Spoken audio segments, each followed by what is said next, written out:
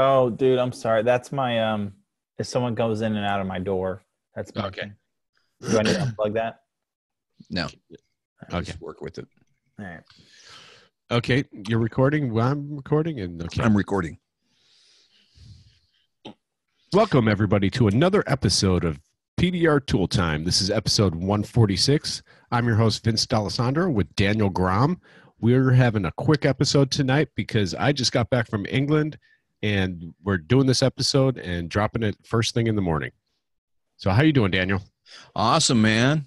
Yeah, doing good. I feel a little sorry for you. You know, you're probably a little jet lag, but you stepped up to the plate and you're putting it down. Yeah, I'm putting it down, and to help us along, we have the Mr. Tansey, Mr. Hudson Tansey from beautiful Houston, Texas. Well, how you doing, Hudson? Oh man, I'm staying alive. You know, being a father of 3 young kids under the age of 4, definitely takes a lot out of you, but it's worth it. Hey, what's easier, running a dent business or being a father of 3 young under 4s? Both rewarding, I'm sure. Both rewarding. I think they're both different on different levels.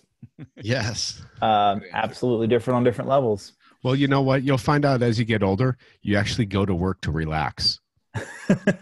Maybe. Actually, I think you're smart because once they get older, you know, because you have them so tight together, they can take care of themselves and stuff and their own entertainment. Oh, man, by the time I'm 48, all my kids will be out of high school. I won't even be in my 50s yet, and they'll be gone. Well, theoretically. Theoretically. They're never gone. Yeah. But you'll be gray and like old and decrepit. You know, I'm okay looking a little bit like you when I'm older. You know? Right? And I bet you Hudson will still be playing his video games. You're a big gamer, aren't you? No, I mean, I played Fortnite because my brother was in the Army and he was stationed in Germany. Yeah. And that was the only way I could get him to talk to me is if I played a stupid video game with him. Oh, really? I got in on the Fortnite craze for a while and it was enjoyable. Yeah. But now my brother's living with me now that I got out of the Army. Yeah. Well, that's cool. Well, that's kind of like a built-in babysitter. You got to put him to work. Say, hey, watch the kids. Me and the wifey are going out for the night. He's the worst babysitter. Hey, Vince. Yeah. Who's this show brought to us by? This show is brought to you by Hog Glue, Magnatech Mat, Edgy Tools, and Mobile Tech RX. Thank you. I get that in. You know, guys, we really appreciate everybody's support, and we do need your support and help with keeping this podcast going. So please go to Edgy Tools and buy some of his tools. Use the link on our website. That helps us. That gives us credit, and we're greatly appreciative of that. PDRTT15 is a coupon code for 15% off everything at Edgy Tools. Perfect. So now we're coming out of, Black Friday. Everyone's got their tools hopefully showing up. Mega Media was a huge, not Mega Media. Dent Trainer was a huge success. They gave away like $20,000 worth of tools. You know, everyone's starting to get into the end of the year. And what's at the end of the year? We got parties going on all over the country, huh? Well, we've got the Anson open house coming up next week, and this Saturday. No, not next. This Saturday. Yeah, this Saturday. Yeah, we're flying. I'm flying in. You're flying in. Mike is flying in. Hudson, you're coming, aren't you? Are you gonna be there? Yeah, I'm making arrangements to make it happen. So I'm about 75-80% positive I'll be there. Sweet. Okay, how long's the drive from Houston to Fort Worth? So I'm north of Houston. I'm an hour north of Houston. Yeah. So you already got an advantage. Yeah, I'm about 3 hours. 3 hours north, and Buc-ee's is an hour and a half there. So my midway point's Buc-ee's, which if you haven't been to Buc-ee's yet, no. What's Buc-ee's? What's Buc-ee's? What's Buc-ee's? Is that a strip club? Is it a strip club? No, not a strip club. It's basically it's like barbecue joint. It's a barbecue joint. Do what? It's a barbecue joint. It does have some barbecue, but it's more of it's a gas station. Okay. But it's like the size of Walmart, essentially, and has the cleanest restrooms you'll ever see. and they have a full anything you'd ever want is there at Buc-ee's. It's just kind of a thing. It's another thing. Is it like 100 years old or something like that?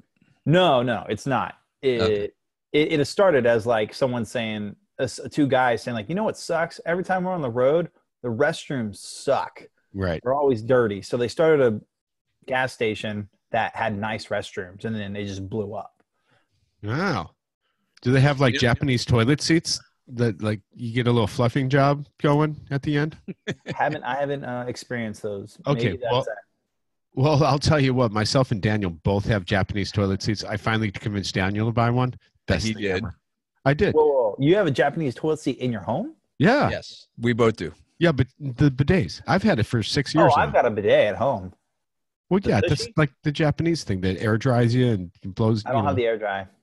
Oh, dude, this thing it knocks the crud off, right? Honestly, the best thing about it is the seat warmer. What? But it does take away your man card a little bit, because now I sit down to pee just because it's friggin' warm. It feels good, man. You sit down and you're like,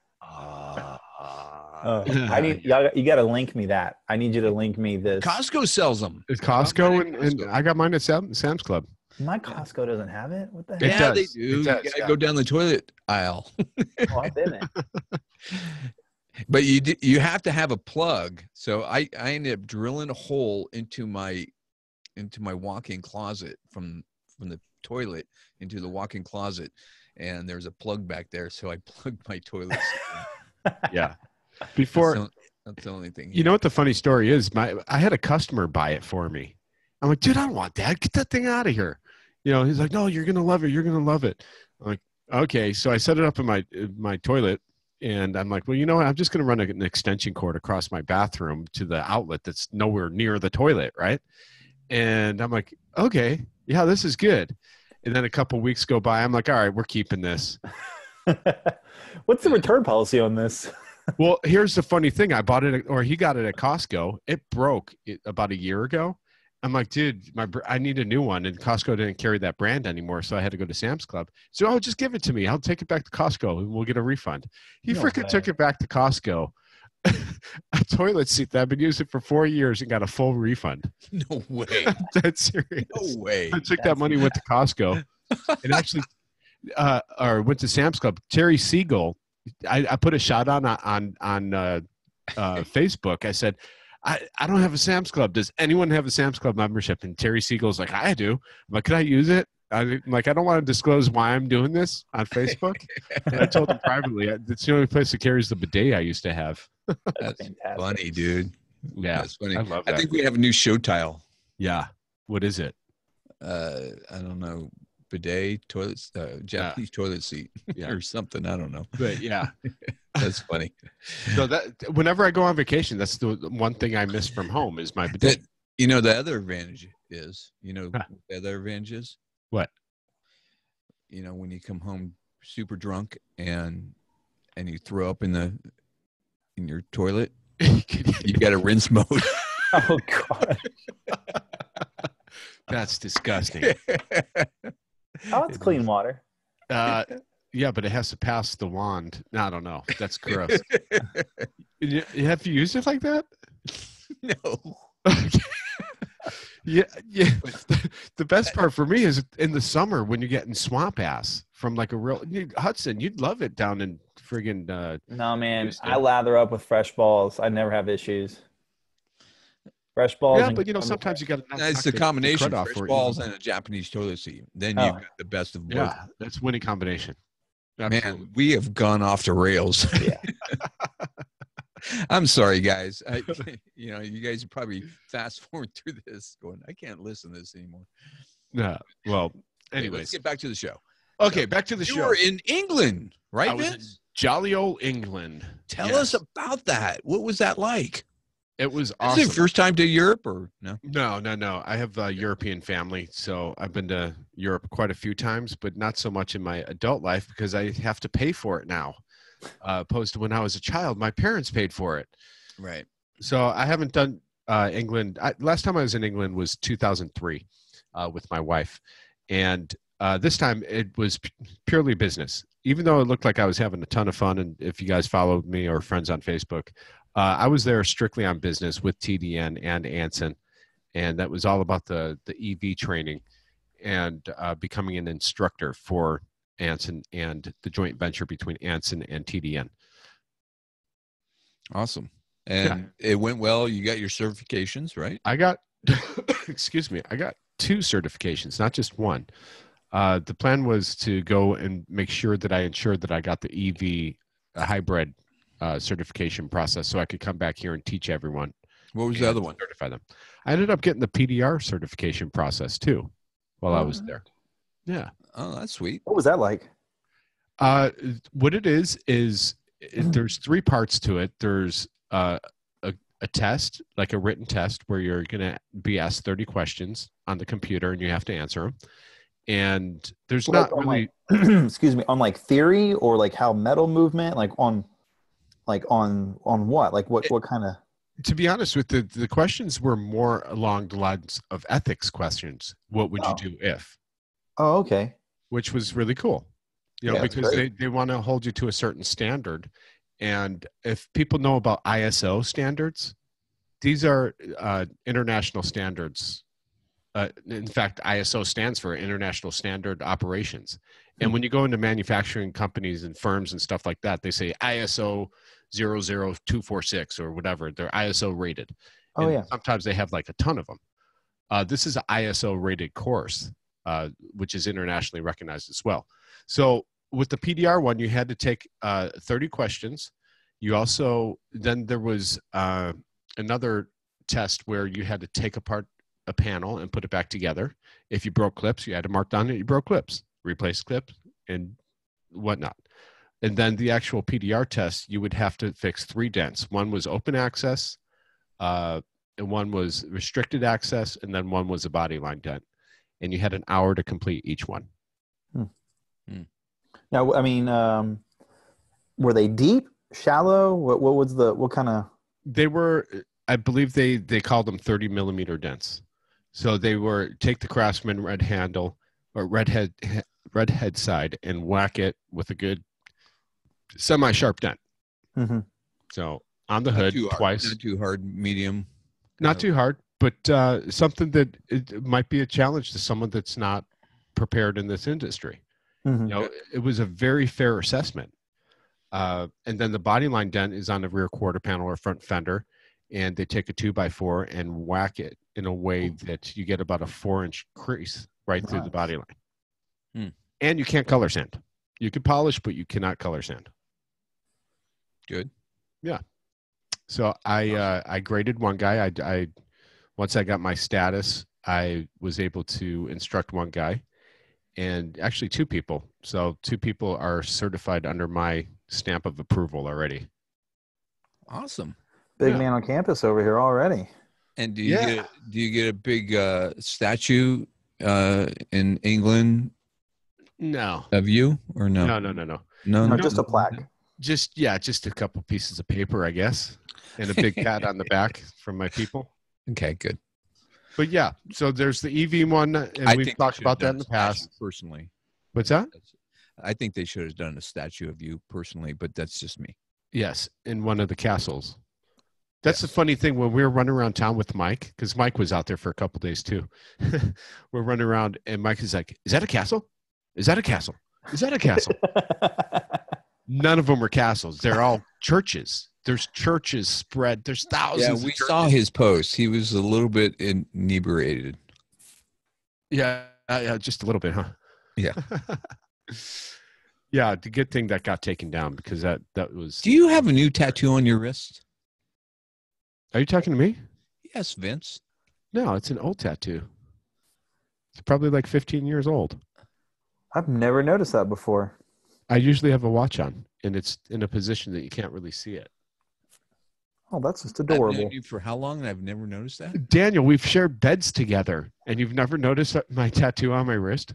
No. Here we go. We're going off the rails again. Even when I come with you. I just never took you as a unicorn on your wrist kind of guy. That's not. Oh, have you seen his tramp stamp?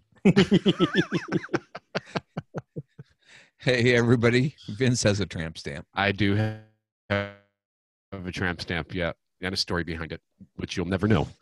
He's a tramp. So, he's easy. Listen, more importantly was their open house at TDN. I met about 100 UK technicians, and what a fun bunch of guys those guys are. Yeah, but not one of them listened to John Renstam. Which was, don't do stupid stuff. Don't do stupid stuff. You know what? The English technicians are into doing stupid stuff once they start drinking. Yeah. I'd have to say, what obviously they're not in a litigious. Hudson, is that proper English there? Litigious society? Yeah, I'm sure.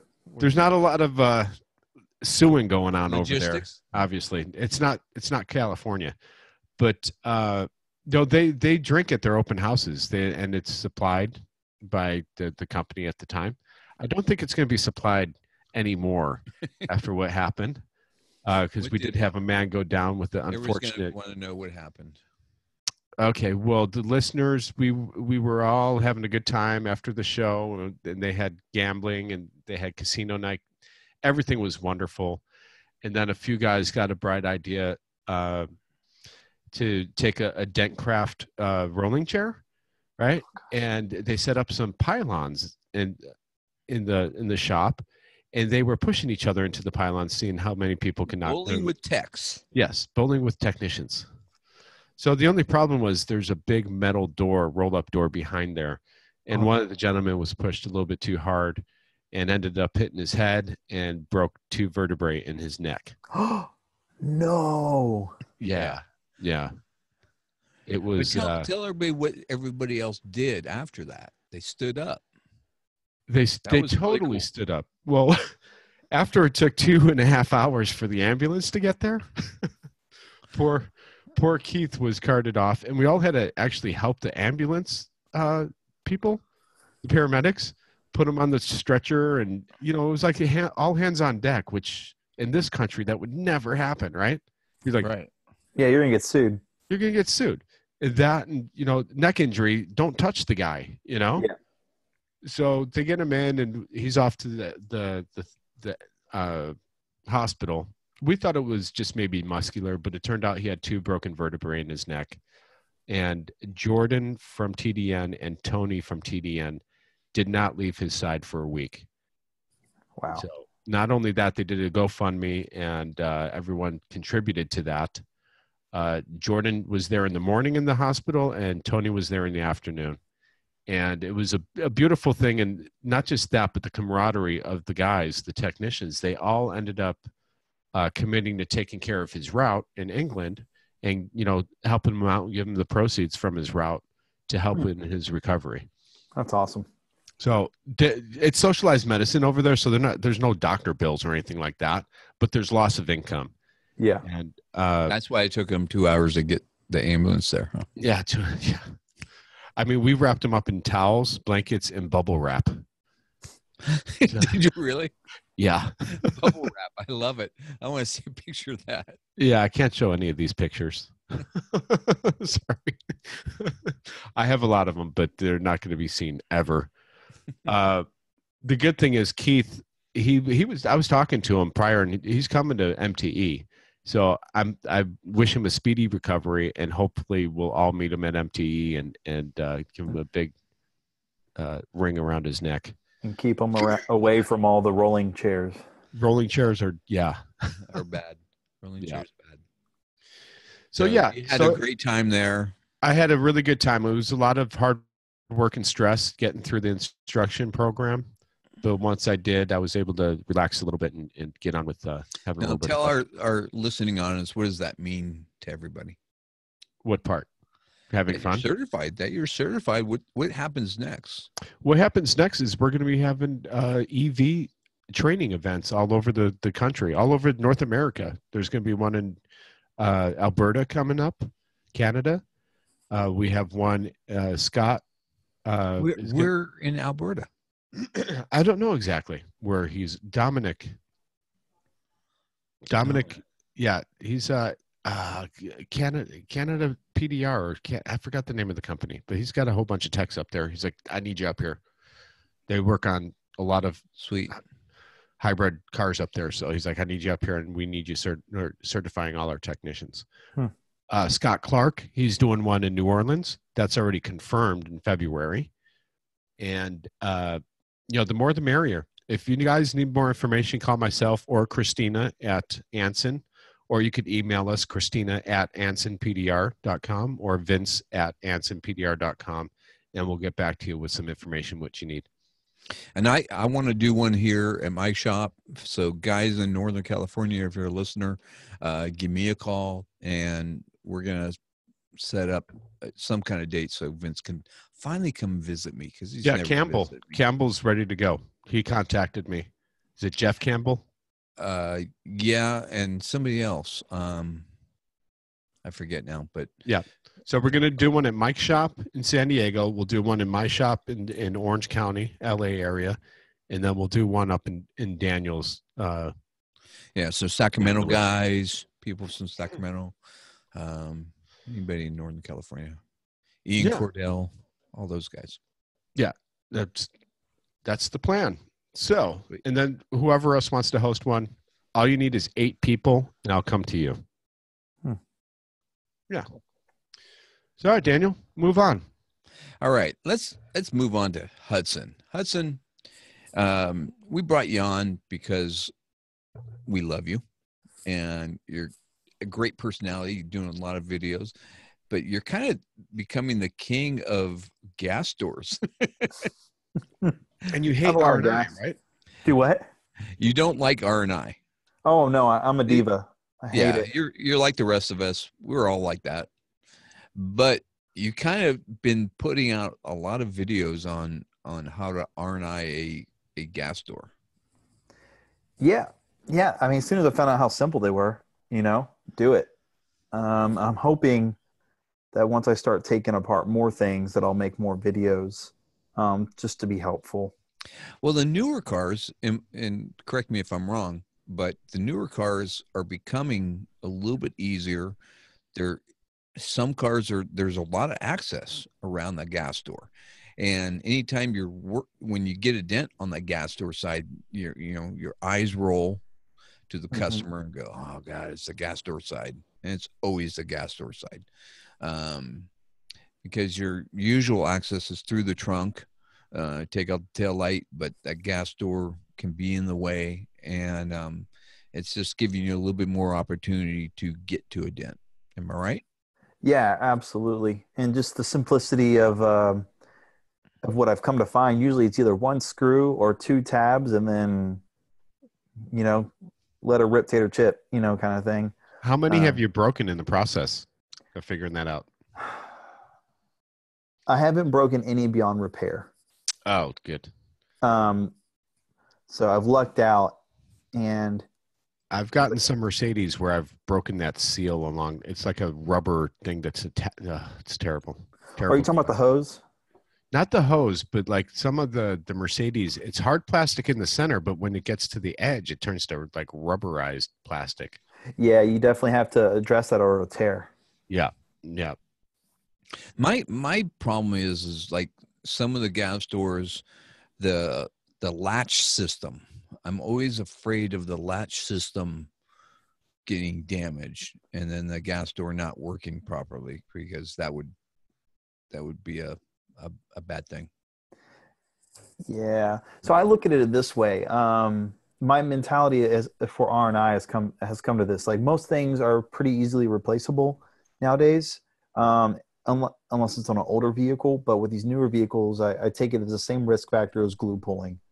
When I'm glue pulling, there's a risk of pulling paint every single time. But if I take educated guesses and I'm knowledgeable enough to take things apart, if I break anything, typically I can let the customer know and say, hey, this happened, these things happen, and I can go ahead and fix it, make everything operable within that's a good attitude. A quick turnaround time. Because if I operate out of fear or worry that I'm going to break something, then there's going to be a lot of things I'm not going to get done. You know what? That's a great attitude. Really good attitude to have. It is because I love R and I. I must have been like an R and I technician in my past life or something, because even my painter, he has me do it because I just go into it with no fear at all. It's like if I break something, I break something, but it always seems like it's firm pressure all the time. You don't want to get in there and like, start wiggling things around too much, because you're not going to get anywhere. You're going to give up, but you can't be so hard that you're just going to go in there and crush everything. So a lot of it's just firm pressure, getting in there and with confidence and pulling it apart without damaging it. I had some great advice from a body man one time with R&I, and he told me, you realize some dumbass in Detroit put this thing together, right? So some dumbass in Santa Rosa can take it apart. Right. And it took it to heart. I was like, yeah, you're right. I can be a dumbass. So that's been my attitude ever since. Yeah. Well, it's kind of like that. You get into the German ones and it's like they're superior dumbasses, right? The way that they've over-engineered everything. They are over-engineered. But as soon as you figure it out, you're like, oh, this is genius and super easy. But it's the figuring out part that makes you want to pull your hair out. Right. And then you put it in your Rolodex in your brain, right? It's like, exactly how to do that next time. It's like, what was it? Mini Cooper tail lights. Yeah. That chrome trim around them. Mm-hmm. It was like, what's the point of this? But then as soon as you figure out, oh, this just pops out, and then there's 4 screws, and then boom, it's out. It's like, then that wasn't good enough, so they changed it. Right. Yeah. It's the changing part that I don't like. It's like the old Chevy trucks that had 2 pins to take out the headlight. Oh, I remember that. Brilliant. Every manufacturer from that point on should have adopted the whole idea. But no, actually, you're going to see. So what you're going to see, and you're seeing even more domestics go this way, is the European model and the German, over there overseas, where most of their certified techs are taking care of vehicles. And us in America, we're like, hey, do it yourself, fix your own cars. Thing is, Chevrolet and Ford, they don't make money off that. So now they're designing things that are so complicated that you have to have a certified tech take it apart. Yeah. Yeah, because that's how they're going to make money. They're going to nickel and dime you. So it's like, oh, how do you take off this? Like on a Chevrolet, if you want to take a headlight out of a Chevrolet truck, you have to take off the front bumper clip. Right. Yeah. Right? Uh-huh. So there's some people who are DIYers are like, yeah, I'm not doing that. They'll stick it whenever it's getting its oil change, I'll tell them to take care of the headlight. Yeah. Right. And then that's where Chevrolet is going to make more money down the line, because people are going to bring it into the dealership to get serviced. Sure. That's what's great about YouTube is, the first place I go to is YouTube. To a degree. To a degree, though. Yeah. But then you got Mobile Tech RX, who's showing you X-rays of the panel, which really helps you in sometimes R&I or getting to the dent or whatnot. I can see sometime in the future them adding, little videos of how to take something apart. That would be great. And Mike Toledo, he asked me for years to videotape taking things apart. And quite frankly, I just don't have the time to do it. But I'd love doing it. And I love taking things apart and putting them back together ever since I was a kid. But that's something, there's all data out there, or all data, depending on how you say it. But no one wants to really pay for that subscription to figure out, they'll tell you exactly how to take something apart. It's I don't know if they have it in an app form, but it's definitely a program that you update every quarter, and it tells you how to take everything apart. Yeah, I wonder how much that costs. That's where techs come in. In our industry, if you're a tech, if you take something apart, take a couple minutes, videotape it, talk about it afterwards. If you've already done it and you just figured it out, just videotape yourself talking about how you did that, and post it. Post it on PDR Tool Time, post it on YouTube, Access, wherever, and put the information out there. It just helps everybody. And sometimes you'll have to refer to your own video because you forget. Oh yeah. Right? I have to do that with Macans a lot. Can't Yeah. stand those things. You know, the funny thing is, Daniel, I get calls on this all the time because it seems like I've been the go-to for EV stuff. So I get lots of calls. Hey, Vince, how do you power down this car, this and that? How do you power down a Model S? I watched Daniel's video, but I'm not confident in it. You recorded that video before you were EV trained. Yeah. No, I didn't know what I was doing. Yeah. That's my most popular video. That's what's funny. And you still could die. You still could die from what the Daniel's video was. Oh man. Full disclosure. But that's a perfect example of how YouTube is not always accurate with its information. Because working on electric vehicles and hybrid vehicles can be dangerous if you're not properly trained. No, are dangerous, not can be. Are. It can be. Yeah, they are. They extremely dangerous. Yep. Not only for yourself, but for anybody that's working in your environment. You know, one of the things I learned EV training, they have a plastic hook because EV cars are DC powered. So if you grab the wrong things, and it will lock you onto the car. And then Hudson cares about me, so he comes along and he tries to pull me off, and now he's dead. He's part of it, stuck to you. Now you're linked to me, and then Vince cares about both of us. He comes around, grabs both of us, and he's dead. All three of us are dead. I blame Edison. It's all Edison's fault. Yeah. But they have this plastic hook to grab onto you and pull you off the car. Like a shepherd's hook. Yeah, exactly. It's exactly like a shepherd hook. I still can't find that hook, by the way. Well, you know what? Anson will be carrying, hopefully by the time MTE comes around, there'll be a whole EV package for those that have been certified that you can buy it. That's the one thing I can't find is that hook. Yeah, it's called a rescue hook. Yeah. And it's rated at 1,000 volts. Well, in Texas, we just use a lasso, but... Yeah, but a lasso's not rated to 1,000 volts. And you're working on a Tesla that's 750 volts DC. Look, I'm trying to make a Texas joke over here, Vince, okay? If you could just not ruin my groove. You just ruined his joke, man. You just ruined my groove. You lasso him. I didn't think you had steers down in Houston. One thing I love about where I live is I'll be full on kind of metropolis. Like there's a couple of high-rise buildings, and then you go seriously a mile or two down the road, and all of a sudden there's a field full of cows, and it's like, what the? Yeah, and it's amazing. Yeah. That's now, cool. Are you a route guy? You all retail? What are you doing? Everything. 70. You don't have a shop though, right? No shop. The area that I'm in is a little bit on the entitled side, a very entitled area. Nice. So they love having me come to them. Sure. Because I would definitely love to have a shop that I just kind of set up at and people come to me, but I get so many people complimenting me that I come to them that it wouldn't make sense to do the shop thing right now. No, that's good. But yeah, I'm about 70 to 75% retail house calls, and then the rest of the 20 to 25% are body shops and dealerships. But I only do the higher end dealerships, and so the volume isn't high. It's very low volume. Like at most, I'll have like 10 cars a week. You know, now, out of all my dealerships. Do you use Mobile Tech RX to run your business? Oh yeah. It's actually my Lamborghini dealership, my Lamborghini and my Porsche dealership.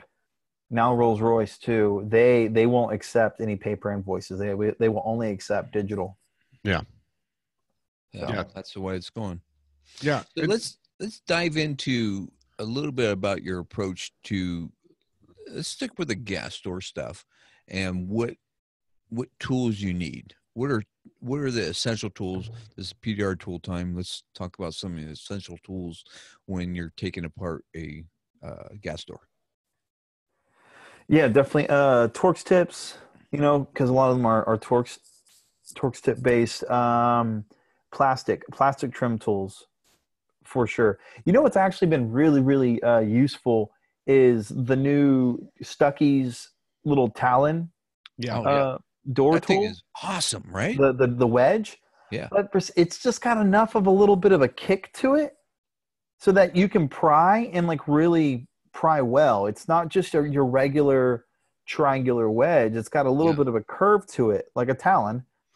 And when you actually get it in there, you have more leverage than you would with any other like plastic triangular wedge. Like I 100% agree. I agree too. Stiff, it's hard. It's like whatever every woman's dream is. Stiff. You had to go there, huh? Sorry. I was trying to head off your own joke, or you, Captain. Yeah, but basically a good plastic trim set. You know, you definitely, and like you don't. It's hit or miss because you don't want a flexible plastic. You need to get you need a hard, rigid plastic trim set. And I had to go through several to finally get something I like. It took several Amazon purchases to finally find a good, solid plastic trim set, so I'm not scratching paint. Yeah, Daniel and I, we got new trim clip from dentless.net. Yeah, I saw that the black one with like the big and the small. Yeah, it's very solid.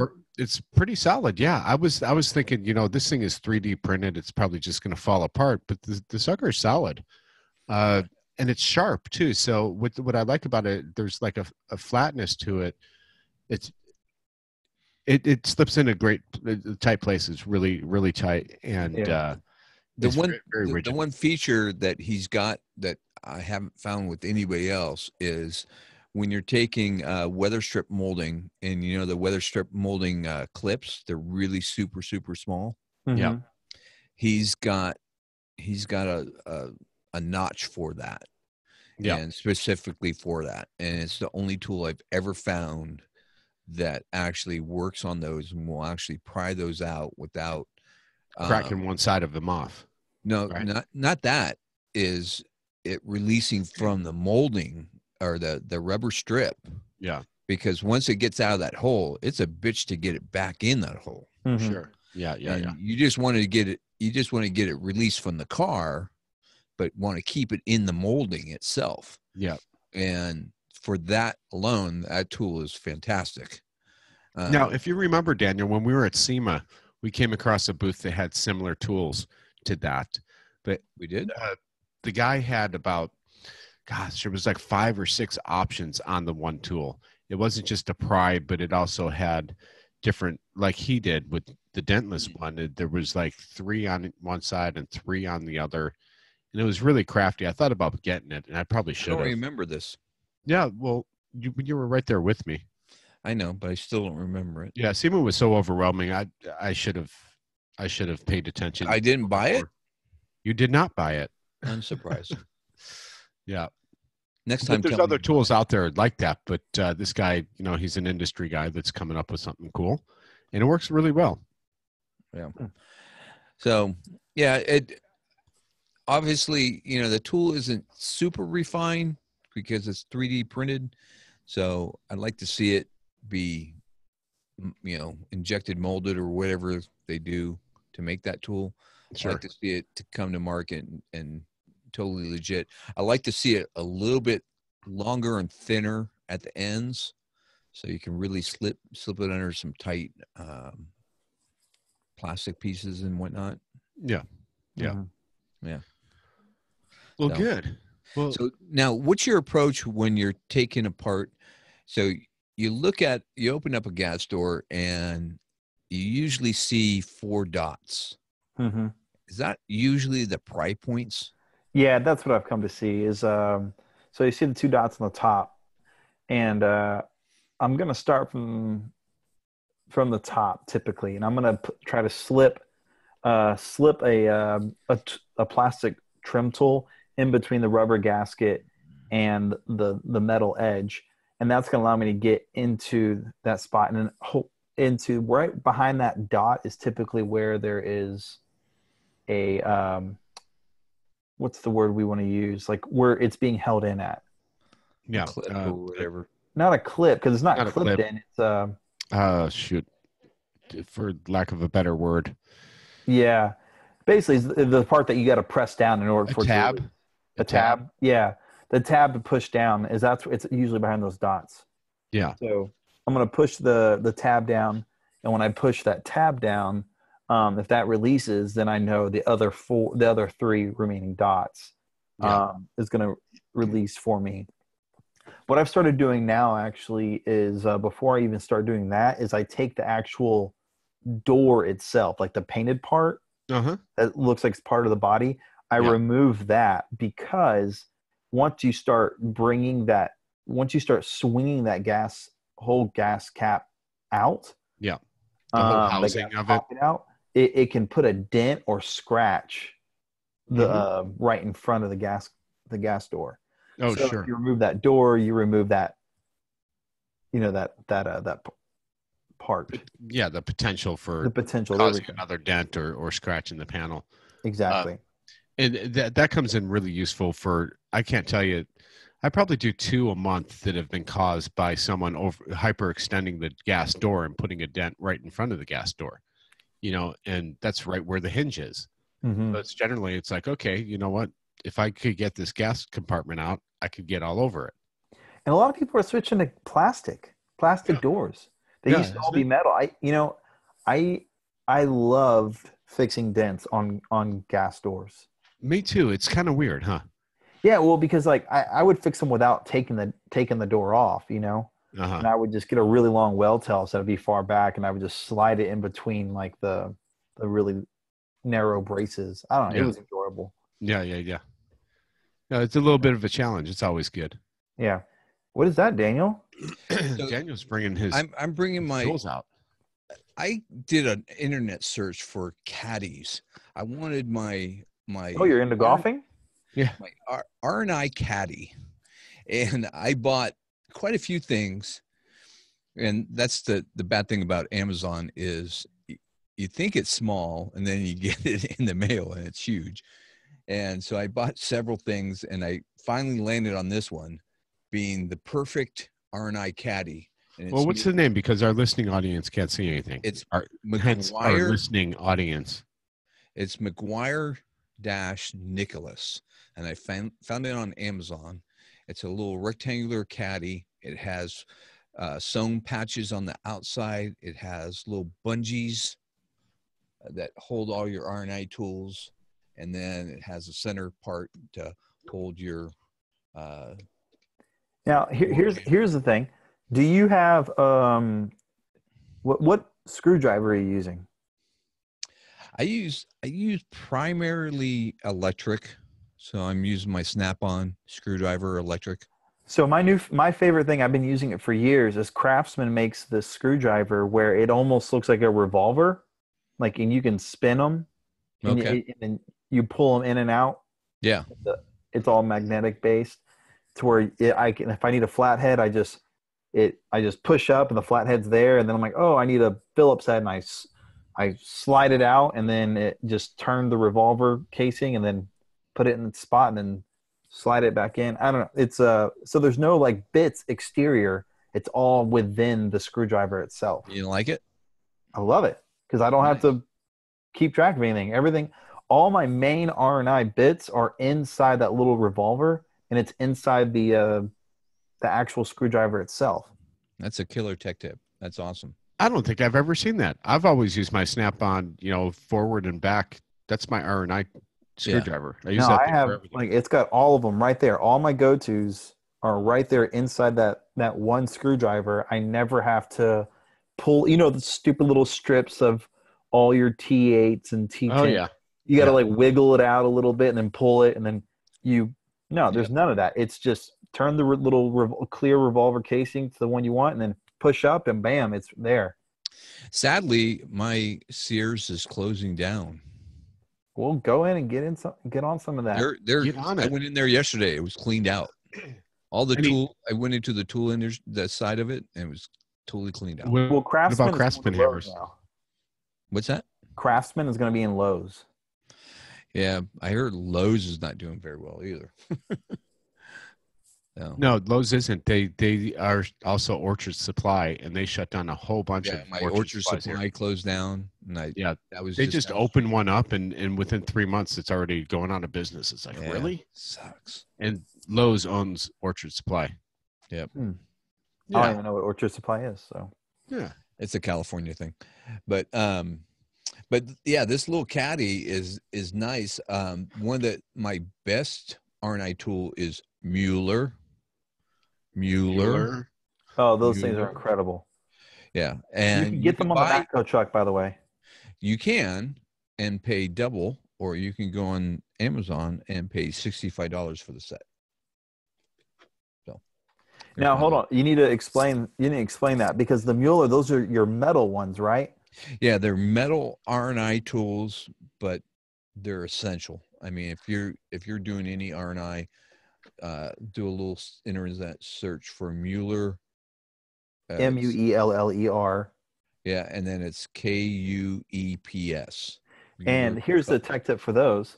So I use Toll Cut because I'm an incredible technician who always has to wet sand.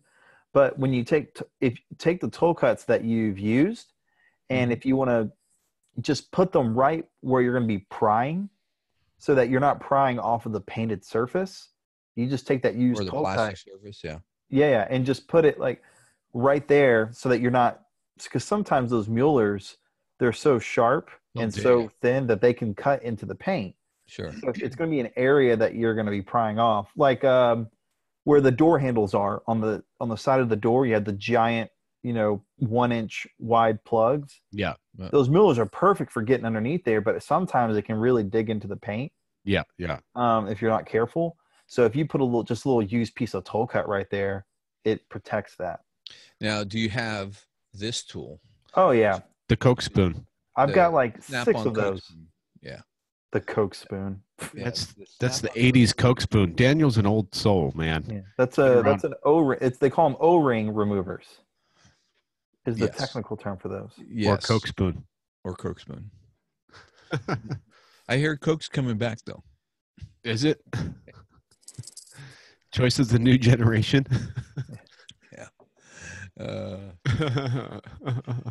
So all right. Yeah, that's my little advice, and get yourself a little tool caddy. You can go up to Home Depot. They have a little round one that Husky sells, or the one I just talked about, and put all your R&I tools in one little place. You can hang it off your cart or whatever, and where all your R&I stuff, and then you just grab it if you're doing a headliner or whatnot, and you're all organized, and you make sure you get your tools back, because it's very easy to leave some of your R&I tools in a car. Yeah. I'll say one last thing about that you should add to that, if you don't already, is just a little bitty plastic case. I have inside like a plastic case that has like 3 different, and it's seriously about like a 5x7, maybe even smaller case, and it holds.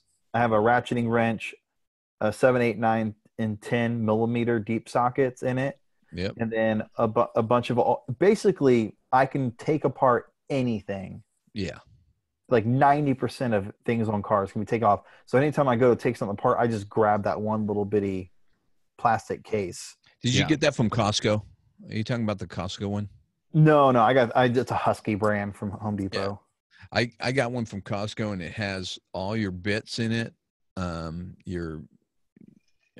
your star bits or whatever, and then your essential sockets, and it's a nice little case, and it fits in your little caddy.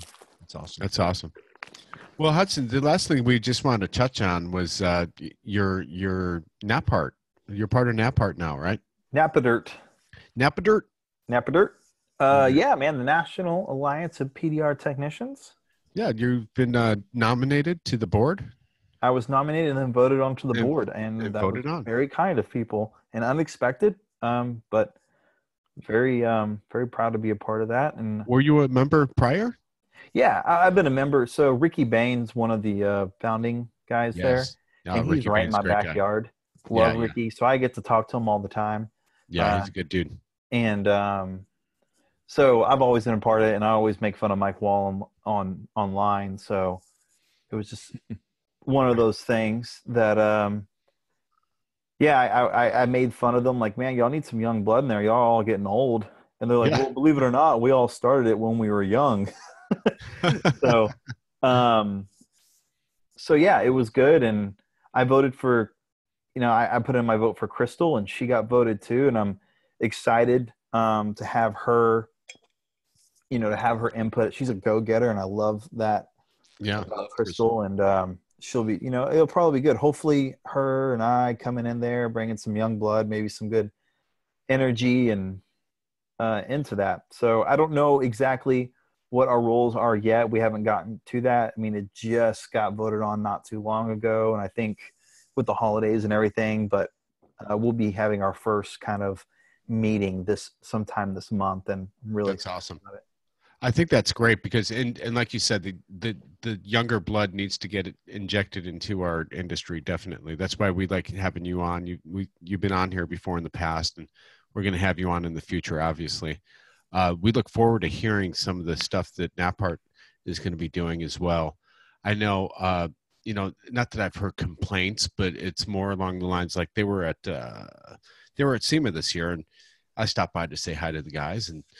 There was no one stopping by their booth. I felt bad for them, but I also, saw, people that did stop by and kind of got ignored too. So it looked like a really frustrating situation there.